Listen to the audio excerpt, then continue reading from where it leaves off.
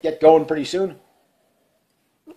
But I just wanted to do a really quick video on Justin Trudeau handing the internet to, Obama handing the internet to the United Nations, but Justin Trudeau giving Canada to the United Nations as fast as possible. Justin Trudeau is turning out to be as bad as I thought he would be. And basically right now, with the carbon tax coming in, it's either carbon tax or cap and trade. So you either pay us or you pay us, or we're going to charge you. $10 per ton of carbon. Sounds great to these climate people.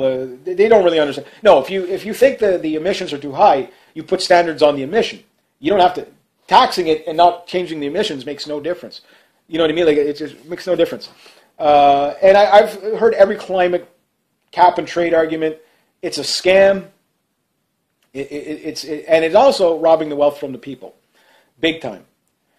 The big thing is that handing everything, Justin Trudeau over at the United Nations, we're back. You know, basically, yeah. Don't worry, you have our loyalty, United Nations. So the Agenda 2030 stuff, Justin Trudeau, that's all you hear in Parliament right now is everything. By 2030, we're going to do this.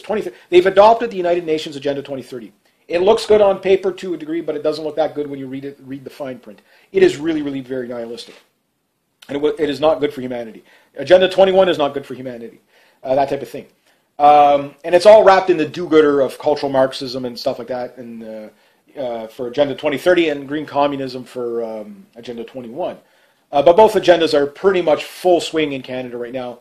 Gender diversity and all this stuff. And that's the stuff they're playing out front. But on the back end of it, the stuff that really hurts you is basically the carbon taxes and stuff that will progressively tax you off your wealth, just the way Karl Marx wanted it, to move you out of your homes, move everybody into the cities.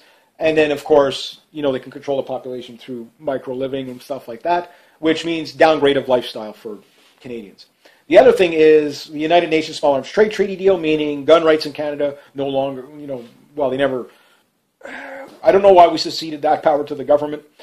We should basically have a referendum on the issue to make it constitutional rights to own property, including firearms. But in Canada, under Justin Trudeau's dad, you don't have property rights. So anything you own in your house, you don't really own. The government owns it. They just didn't tell you. You know, they have a clause that they can take everything from you. That type of thing. So property rights don't exist, and under the United Nations, property rights definitely won't exist. So these are big things, and there's a whole host of other things that are so pro-UN. So in other words, Canada will be regulated by the United Nations, which means death and destruction is coming to Canada very, very shortly. Within 4 years of Justin Trudeau, the damage he's already doing now, pretty much on, you know, like I said, he's basically a white Obama, but worse. In some ways. The big one is that, again, handing all the bureaucratic United Nations the power is going to be so devastating for Canada, which means mass immigration is, you know, 500,000 by next year is probably, I think, what their goal is, to bring in from 250,000 people per year to 500,000.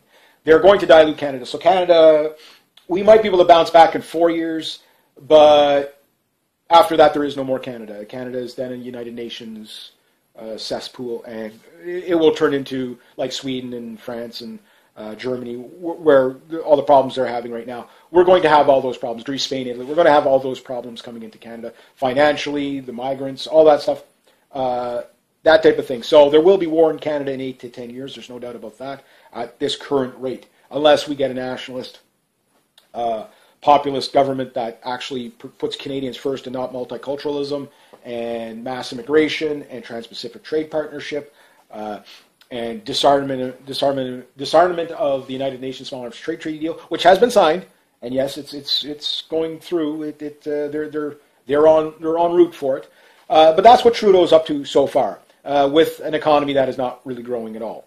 There is no growth, and the jobs that are growing are basically part-time jobs. Not in service sector part-time jobs. So once you start getting growth of only service sector part-time jobs, unemployment is inevitable after that, because that's the bottom of the barrel. Service sector is the bottom of the barrel. You're not going to make less money than in the service sector, right? So that's what's happening. So the big paying jobs are going away. And of course, the bigger paying jobs is government right now. Government is astronomically out of whack here in Canada. like if we were to reverse course today, we're not that far from a balanced budget. But every month that goes by, again, in 1 month they racked up $9 billion bill in 9 months. In 1 month, that's Trudeau's basically all the surplus that was gained from the previous government. The previous government, again, I know there's a lot of people yell at me over Harper. Yes, I know how bad he was. Yes, he was a globalist or whatever, but he kept the ship off the rocks in the sense of we had a balanced budget that if we got another 4 years of Harper, we could survive that and get in a government that would be pro-Canada, not pro-globalism. And with a balanced budget, we could take off in any direction we wanted as a populace, and Canada could be well onto its way to becoming a world superpower. The key is that we can always do this because we're a wealthy country. Where the problem lies is when borders are dissolved by the United Nations and the 2018 New World Currency comes in, whatever that currency is going to be. It might be a little bit later out, but that's the goal they were reaching for with the Rothschild Economist magazine in 1988, is by the year 2016 or 2018 they wanted to have a one world currency. And there's obviously a lot of countries fighting this. That type of thing. So Trudeau is definitely on board with the United Nations. The United Nations is death and destruction and genocide. That's all it is. It's full of communists, Trotskyites, Marxists, dictators, cartels, and just evil people. George Soros. You had John McClellan talk about his good friend George Soros. And John McClellan, I think, is more in charge of Justin Trudeau than Justin Trudeau is. Jean Chrétien out there, I think he's a shadow prime minister. I really do. He seems to be everywhere. Why is this man campaigning? He's supposed to be retired. Why is this man doing all these political things? Again, another George Soros. These people love these people. Rothschild, Rockefeller. So bad things are coming to Canada.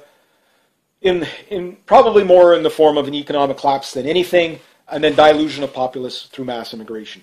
That's the main two things, and then disarmament. And after that, it's a crackdown. So I think within 5 years, we're going to start to see the rumblings of revolution in Canada once again. And Canada will go bloody once again, 8 to 10 years out.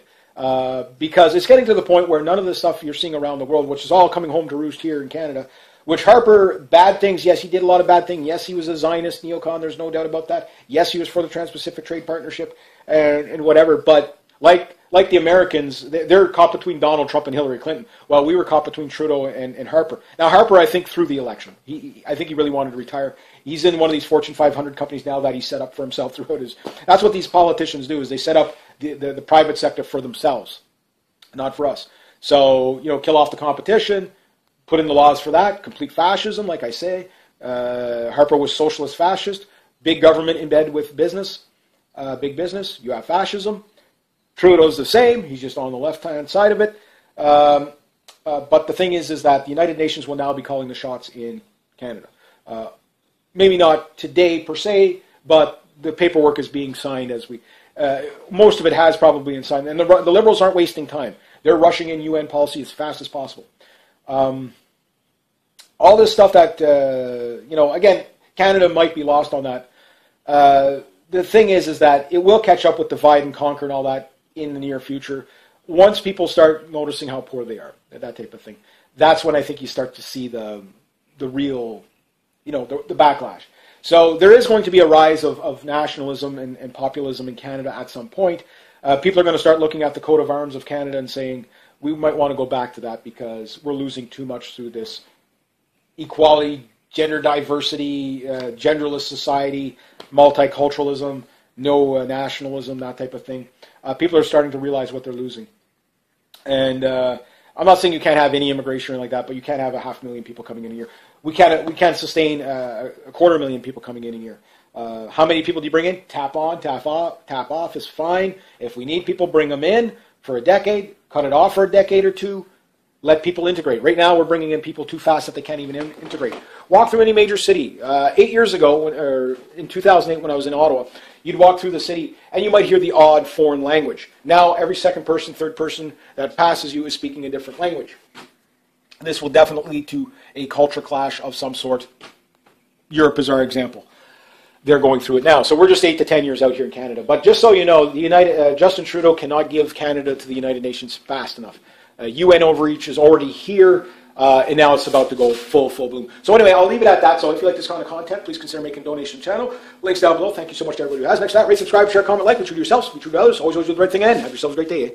Great day. Hi and welcome. Well, it's a nice sunny day. I got to get going pretty soon.